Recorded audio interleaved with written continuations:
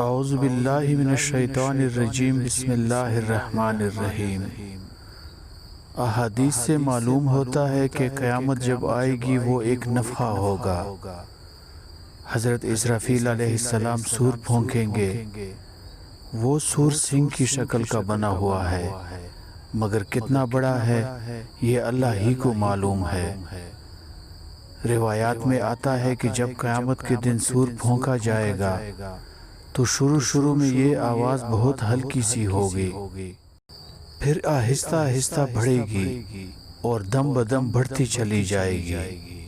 اب ایک دوسرے سے لوگ پوچھیں گے کہ یہ آواز کیسی ہے، مگر کسی کو پتہ نہیں چلے گا۔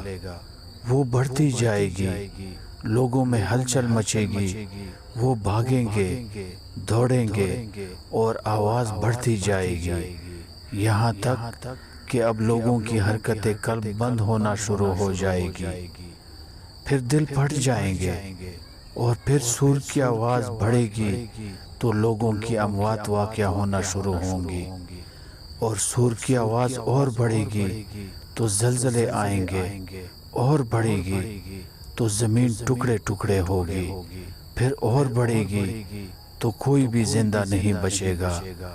اس کے بعد پہاڑوں کے ٹکڑے ہوں گے اور پہاڑ اڑنے لگیں گے، آسمان کے ٹکڑے ہو جائیں گے، اور پھر پوری کائنات درہم برہم ہو جائے گی۔ ساری قیامت آواز کے ذریعے آئے گی۔ تو حضور صلی اللہ علیہ وآلہ وسلم فرماتے ہیں کہ میں کیسے مطمئن رہوں اور کیسے خوش ہو جاؤں جبکہ سور والے نے سور کو اپنے منہ میں لیا ہوا ہے اور کان لگا رکھے ہیں اللہ کے حکم کی طرف کہ کب اس کا حکم ملتا ہے کہ سور پھونک دے اور اس سے قیامت آ جائے۔ کتاب اصلاحی تقریریں، مؤلف مفتی اعظم پاکستان مولانا مفتی محمد رفیع عثمانی رحمۃ اللہ علیہ، صفحہ نمبر 54۔